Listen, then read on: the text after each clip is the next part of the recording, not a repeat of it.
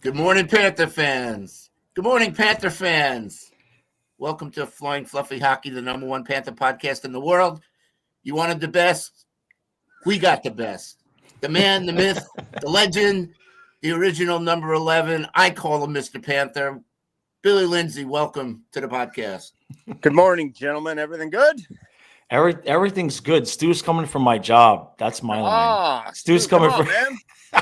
Oh man, can't do Billy, that. we've had a lot of requests for you, so thanks for taking the time.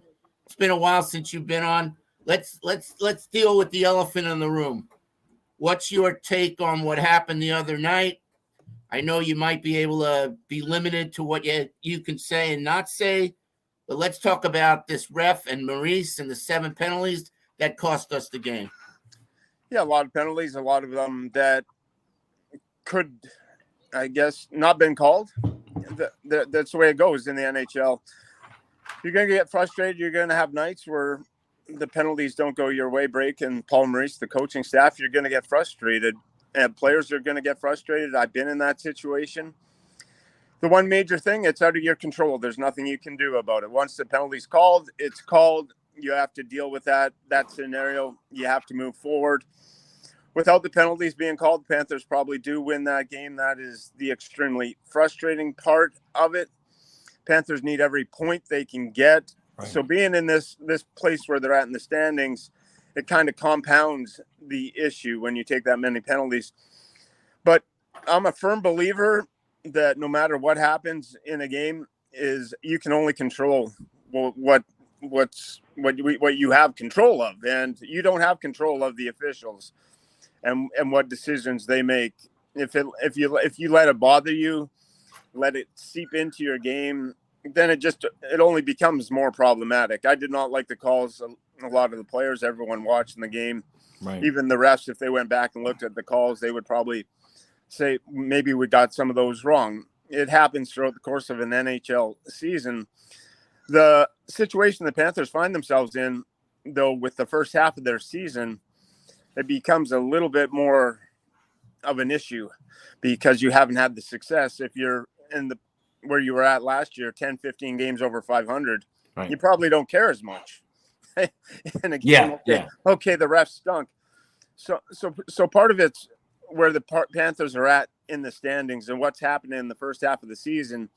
When you have a night like that where the officiating goes bad and you're trying to climb in the standings, all of a sudden everything starts to spin and become much more angered at stuff that goes against you. Right. Billy, what goes on in the locker room with players and they know they're getting screwed over? What can you tell us, from your experience, what the locker room banter is, or does the coach say, hey guys, fuck it, just do your thing? Yeah, that's basically, players don't care as much. They know out there the penalty killers. If you kill penalties, you're excited. Honestly, I kill penalties. If I got 7 penalties to kill, I'm on the ice a lot. Right. I'm excited for the situation. You take pride in your jobs, and you're like, okay, let's go out and kill penalties. If you play on the power play, you're probably somewhat upset. I want some power play opportunities to go there. What goes on in a player's mind? If some of the penalties go against you, you get hot at the referee, but try as a coach, everyone, if you blow off steam, let it go right at the moment at the referee. Try not take it too far, but let's go out, and those are the cards we're dealt. Let's deal with them. Right. If you're playing blackjack and you get 2-5 dealt to you off the top of the hand, and how do you figure it out from there? It's really the only way you can go about it as a player in the locker room is what's in front. You can't what's in front of us. What's next? What's happening next? And that's pro sports in general. Right. Is how do you deal with the next situation that's immediately presented in front of you? Yeah, it's us fans that have the luxury of getting crazy for hours or days on ends. The players don't have that. So the question I have for you in terms of, give me your thoughts on the team so far. But one thing specifically that Stu and I and others have noticed in the last maybe half dozen, 10 games, we've noticed all season long, it hasn't been the run and gun. It's been more of like a chip and chase type of thing. but somewhere in the last 10 games, when they're chipping that puck in, now they're winning the battles to get to the puck. Where earlier in the season, it seemed like we were dumping the puck in, but then we were losing the race. So is that something you think the coaching staff went over there and over with them and looked at and saw? Or is it just, hey, guys, it's the second half of the year. We're behind in the playoff race, and we have to press that extra gear? Yeah, the biggest thing Paul Maurice has been trying to get to these players is hang on to the puck more. When you have it in the offensive zone, just no blind passes, get in on the race, and then just try and connect with the teammates. Earlier in the season, maybe sometimes you'd get in there, win the race, and then maybe force a backhand pass through the middle of the ice that was kind of a hope pass, right? And it would blow up. This team's starting to get better at hanging on to the puck, creating those cycle chances, get it back to the defenseman, get the point shots through. We lead the league in goals from defensemen, so that has not been an issue. But with the team too, to me, you just got to go back to the first half of the season. It wasn't terrible. The record was as bad as it possibly could have been. If you looked at some of the games, there was 7-8 games that should have went your way, whether goaltending let you down, lucky bounce, you weren't capitalizing on your opportunities, where you thoroughly outplayed the opponent and lost. And in the first half of the season, I can only go back on the Panthers side of it and say maybe one or two times where the Panthers got outplayed and they won the game. Right.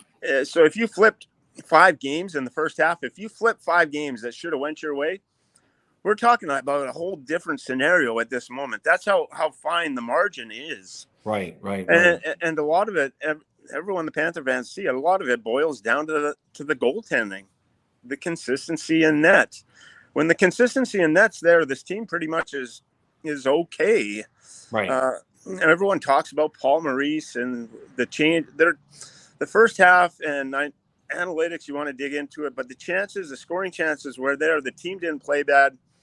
It just did not get results. And it was and also the sickness happened at a real bad time with the injuries around Christmas. Right.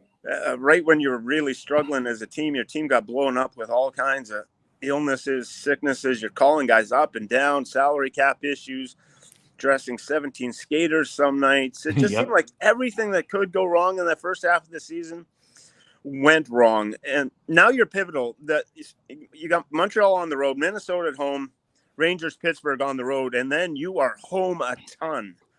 If somehow you could piece together 3-1, 2-1-1 in these next 4 games, right, and that home schedule, this team, especially those games against the Rangers and Pittsburgh, those games, you win those games, you're right back in the mix of it, and you have a heavy, heavy home schedule, and you'll have a chance to get in the playoffs. You really will. This team will have a chance. Right, and that's the next question I have for you is just talk about because as Panther fans, we're very experienced at this. And Stu and I were talking about it this morning. Talk about, because of the NHL's point system and everything, how difficult it sounds. Like it's not a lot. We're 4 points out, but they've got 2 games in hand. But just talk about how difficult it is to actually leapfrog those couple of teams this time of year. Yeah, chasing's hard in the NHL. We've seen it in the past. We've been here before, right? And we've seen the last couple of years where the Panthers have been front runners, gotten off to that hot start, and it just kind of carries you all the way through to the playoffs. Right. It can be done. You just look back a couple of years when St. Louis, they went from last place to winning the Stanley Cup at this point, even later in the season than this point, where they ripped off 13 wins in a row. And just, that's what the Panthers have to be able to put a streak together. It's been, if you look, it was 5 of 7 going into Toronto. So you're looking at points in 6 of the last 8 games. That's trending in the right direction. A couple more games, that's a 10-game. If you win the next 2, that's a really good 10-game stretch. You do that, the same thing in the next 10 games, then you're firmly around where you're at. But that has to happen. You have to be able to go 10 games and put together an 8-2 stretch and back it up with a 7-3-1 stretch. Something in that category. You have to get hot. It's the one team outside of the playoff picture that has the ability to do that.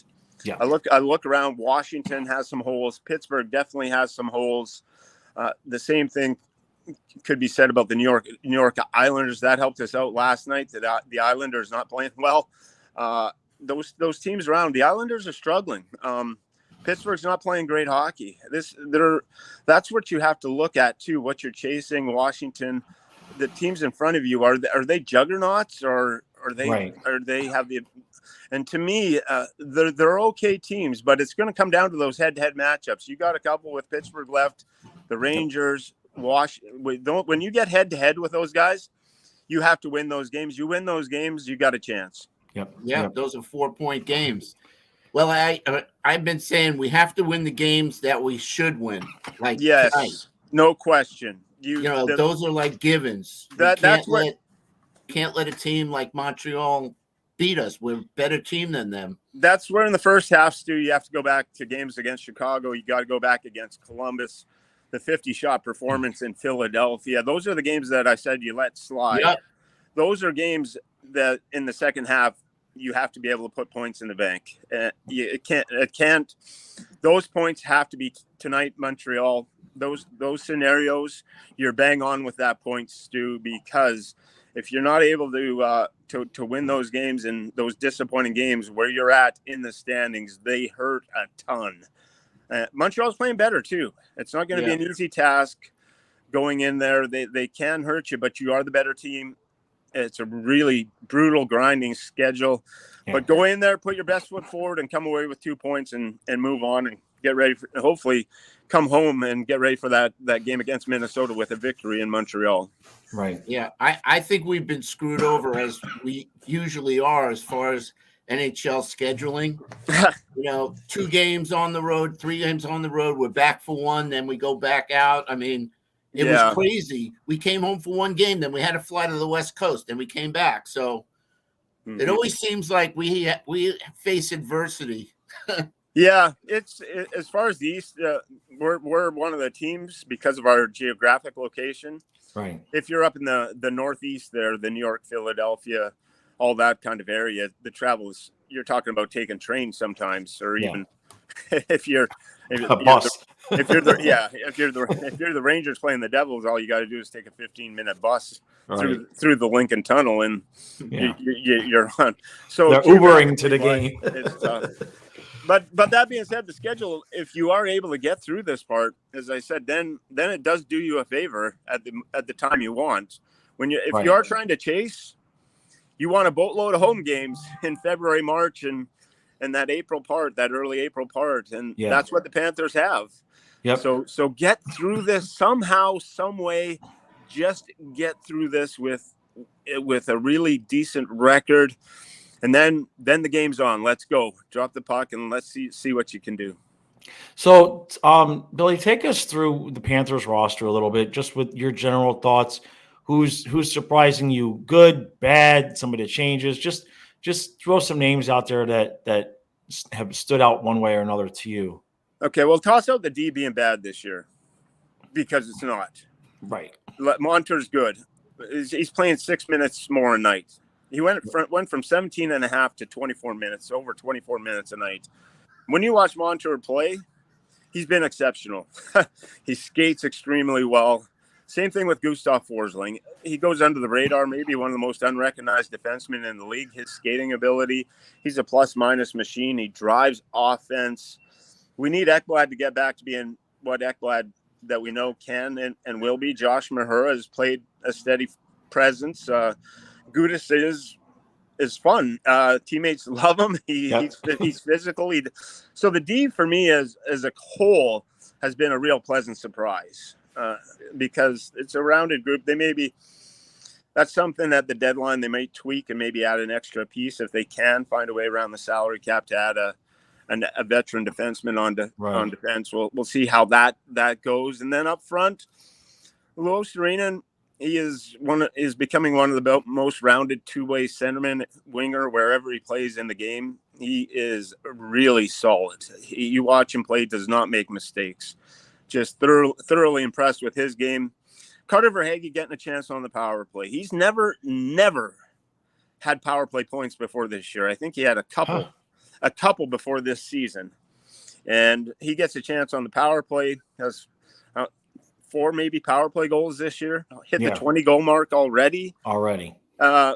It's to see where he's coming from Tampa Bay and what he did the last couple of years with the Panthers, all at even strength. And now, okay, we'll give you some power play time. Yeah. It's amazing. He is fun to watch, to go through. Matthew Tkachuk is everything and more than advertised. You want to assign a young kid to a long-term deal. Yeah. That kid doesn't care about money. It doesn't. That's what you want to do. He plays the game for the love of the game, for the passion of the sport. It's infectious. Everyone talks about tinkering with chemistry. You can build around those type of players for a long, long time. So I love what Matthew Tkachuk has done. That's been good. So I would say, like, Montour to me has been really nice. Verhaeghe has, with the power play time, might end up being a 30-35 goal score relatively easily, which maybe no one saw coming. And Eric Stahl's been actually decent the last 20 games after going pointless in his first 16 games. So that's that. So all those guys are that. Now the next part that has to happen is your stars. Barkov's starting to get there. He's got to get to the level that he got to last year. Ekblad's got to get to the level that he got to last year. Reinhart, there's been inconsistencies in his game. It has to be an all-time thing with Reinhart, with all these guys. With those other guys I touched on, if those real key core players can get to that level that they got to last year, this team has that kind of ability to go. And we're starting to see signs from Barkov, and that you talked about in general. We're starting to see signs that they're trending in the right direction. Now it's about putting the 2 points on the board. Right. And I will ask this question for Stu, because I know Stu has, it's okay. I know exactly where you're going, brother. Stu has for months been saying, maybe more than months, put Lundell with Barkov. Yeah. And so, we're curious as to your thoughts there, because you mentioned Luosterainen. If you're still going Barkov, Bennett, Luosterainen, I mean, that spot next to Barkov, it's kind of perfect for Lundell. What do you think? Yes. What's key for me, so Lundell is really, really good at both ends of the rink as a centerman, which is so he thinks defensively. He processes things first defensively, right, and then goes from there, which is a really phenomenal attribute in a young player. But when you play the wing, if you can put him on the wing, your defensive responsibilities go down a lot. You just got to worry about, you don't got to play down low in your own end with the defenseman. And so if you're the coaching staff, Paul Maurice, you can go to Lundell and just say, we know you have that defensive switch, but we're going to put you on the wing. It's going to be easier. Start to turn on that offensive mind switch and think offensively. Think go, go, go. You're playing with, you got a guy with Barkov that's going to take care of everything in your own end down low.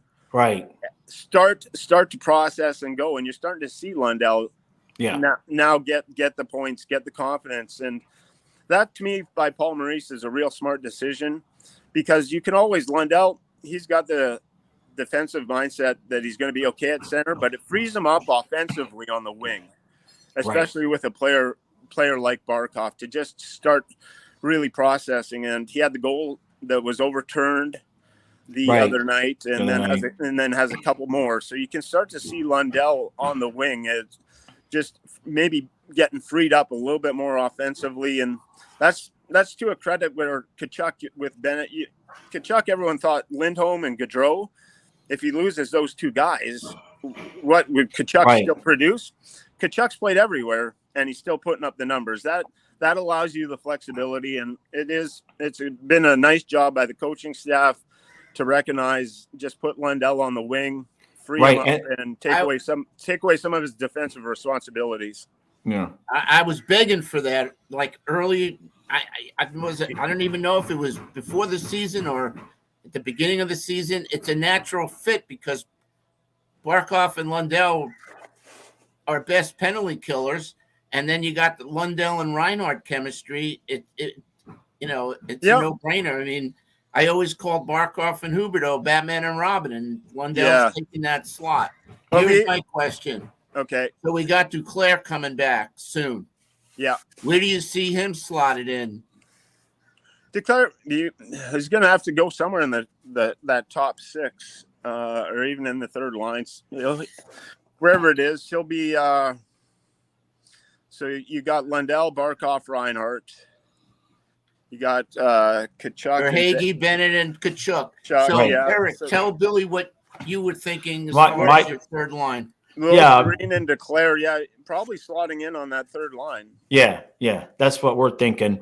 And then I like Denisenko staying in. Talk a little bit about. Have you seen Denisenko? Yeah, Denisenko's play.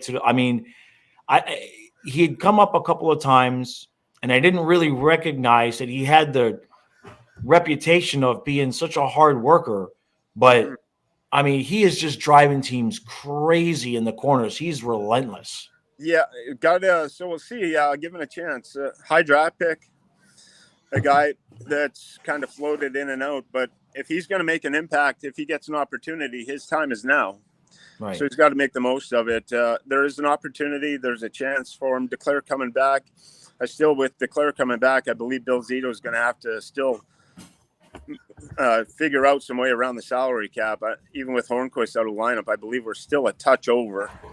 Yeah. There's one player that we'd have to drop our extra D man back down to the minors. Yeah, so there's some fluctuation. But that with Denisenko, it's a guy. Well, to me, you're going to have the teams that are successful play their fourth line 10, 11 minutes, and their top guys between that 18 and 20 minute mark, and have continued to roll. So with Duclair back, it does give you more depth and more options. But fit him on the third line. And if Denisenko is that guy, if you play him 12, 15 minutes, 12 in the 12, let's say 12 minutes a night and he stays here for 10 games, that's your opportunity. And you have to show your worth. And if he does that, you can find yourself going from an American Hockey League player to having a long NHL. That's how you make it in the NHL. It's one thing to get in the NHL. It's a whole different thing to stay in the NHL. Whole different thing. Yeah. And like Denisenko in these windows, he has the skill, he has the work ethic. But if you get it given to you've got to take it.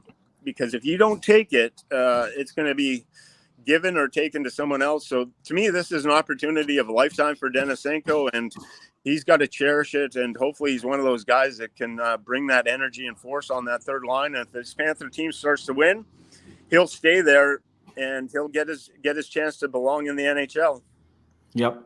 So go ahead, Stu. Here's my last question. Yeah. Bobrovsky, Knight. So Bob's been just really been steady. How many games now? Mm-hmm. But his age and his workload, Knight's been back and forth being hurt and whatnot. We have a no-name backup. So what do we do about the goalie situation in this next stretch? Yeah, you're going to roll Bob as much as possible until Nighter gets into where he's at healthy, hopefully, and backing up. And then you're going to need Spencer Knight to play some games and do that. But you can talk about Bobrovsky and his age and everything, but he's still adequate goaltender. The recent stretch, it seems like the more that he's starting to play, the more he's starting to get into rhythm. Right. And if you look back at Paul Maurice's days, I'm not saying Bobrovsky's this, but we saw the back-to-backs with Bobrovsky, knowing that Lyon, the backup goaltender, you don't want him playing into Toronto points are valuable. And Paul Maurice in Winnipeg, Connor Hellebuck was the most used goaltender in the league for year after year after year. And it's the same thing this year. I'm not saying Bobrovsky's Hellebuck, but if you get hot as a goaltender, Paul Maurice is not going to have any problem putting the guy in net a lot if he gives you a chance to win, as long as Bobrovsky's performing. And Knight comes back, you're gonna need Knight for at least 10 of these games, 10 to 15 of these games to come in and see what he does, and hopefully performs at his best. But that's the number one thing. Consistency in net will lead to victories, no question. Yeah, Bob can only cut down on those first minute or two. Yeah. Right. You know what? Right. You go back to the Vancouver game, though, and you saw the celebration after the win from him. Yeah. The enthusiasm, the passion, the juice, the fun. That's if you see that that's the most encouraging sign from Bobrovsky, because if you talk to anyone, there is no question about his work ethic. Like zero. Right. Like he works hard. It's between the ears. And when it goes bad, and he knows he's making money, but when you see that zeal and that passion come back for a person, the fun, like after that Vancouver game, it honestly looked like Bobrovsky, like the fun was back. The enjoyment and the good performance in Buffalo. Real tough spot in Toronto as the penalties back to back, all that kind of stuff. But if you're starting to see that passion and that fire get lit up in a goaltender that's won a couple of Vezina trophies, that is the most important thing for me to look at from the goaltending side. Because if he's having fun playing the game again, then the sky's the limit. Right. So my last question for you, we're gonna hopscotch to imaginary future land, and the Panthers have somehow clawed their way back into the 8th seed. So now, Mr. Billy Lindsay, please sell the fan base on how our 8th seed Panthers can take over and beat the big bad number 1 seed Boston Bruins. I don't think they've lost 4 games all year yet. Yeah, that happens. Good luck winning 5 games. Good luck winning the President's Trophy. Good luck winning the President's Trophy. We'll see, though. The playoffs are a whole different beast. Boston's a juggernaut gone through, but you have to go back to the LA Kings when they won their first cup. They were the 8th seed in their where they were at, were able to get through, win a Stanley Cup. You go back to Nashville when they made their last Stanley Cup appearance, did not win the Stanley Cup. They were seeded 16 out of 16 playoff teams and got through. Once you get in, everything's off. Who expected us in 96 to beat the Penguins? The Penguins had Yager and Lemieux both out over 150 points. Nedved had over 100 points. Zubov, the defenseman, 100 points. Our leading scorer was Scott Mellenby with 75 or 70, 76 points. Right. Who? And we're going against Lindros and Renberg and Leclerc in Philadelphia. Who expects us to get by? Who would ever thought that happens? You get in the playoffs, one game, one shot, one bounce, everything changes, and you get them on the ropes. That's the beauty of the playoffs, the regular season. Yeah, I know a guy that has one of those shots in the playoffs against Boston. I know a guy. I can't quite. I mean, that's where the dreams are made, though. But you get into the playoffs, the NHL is the one sport you get in. Good luck playing. Good luck with predictions. You can do all the predicting you want with what you want. Even Tampa Bay making the Stanley Cup last year, they had to go to game overtime in Game 6 and get a goal from Braden Point, who was playing on one leg in overtime, and he's out for Game 7. And somehow they beat the Leafs 2-1 on a couple of goals from Nick Paul in Game 7 in the first round. Where they just blocking every shot. They were like just hanging on and somehow find their way to a 3rd Stanley Cup final. The margin for error that's the beauty and why the playoffs are so magnificent in the NHL. That just becomes a total different animal. So you get in, especially with this team of talent, you have a chance. I don't care if it's Boston, whoever you're playing, even though if they end up losing 7-8 games all year, they very possibly, if something went wrong or some miscues, hiccups, you can beat them in 7 games. It comes down to having a hot goalie. That's number one. Number two, we have a different style now. Obviously, the whole reason why the system was changed is because the run and gun didn't help us last year. Tampa just, they shut us down. So now we're playing that quote unquote playoff style hockey. So if you get in, our chances are better, in my opinion. If you get in and you can play that puck possession game down low, like you alluded to earlier on, hanging on to the puck, not making those blind passes, still having the ability to get that first puck and go. The team's still not bad in transition. They can still get on their horse and they can still create off the rush, but hang on to it in the offensive zone. Wear teams down with a forecheck. It's been a work, and I honestly, I can say this without any bias or any other kind of partial stuff going on. The Panthers' record is as bad as it could have been up to this point. They've had to have everything, a lot go wrong just to be where they're at. If that changes and things go right and you get some things tilted in your favor, and 40 games is a lot, 39, whatever. Yeah, it's funny. Is a lot. It's you've got enough time left and you're close enough to where you can. It's tough to play. It's tough to crawl back in, but Montreal tonight important. This next stretch important. You get through it. I'm telling you, there's a chance. All right. We heard it here. We heard it here first. That's good. Fan base needs to hear that. We all need to hear that. All right, Billy. We really appreciate you taking the time this morning. Stu's got to go finish with the garbage men. And then he's got a meeting they're doing construction in the next building. And he's got a meeting with the president. Yeah, Billy, thanks as always, man. Really appreciate. I know all our subscribers love when you come on. Your insight. So thank you, gentlemen. Well, I appreciate it. You guys do always. You guys are friends, and more than happy to come on. So I really appreciate it. Thanks, Billy. All right, we'll have you on in a few, couple of weeks after this stretch. And we'll reassess. Sounds good. Yep. Yeah, up to the All-Star game in Florida, and then it's down the stretch. That's right. Exactly. But all right, Billy. Thanks for joining us. We'll talk again soon. All right. Take care, guys. All the best. Yep. All right. Bye-bye. Bye.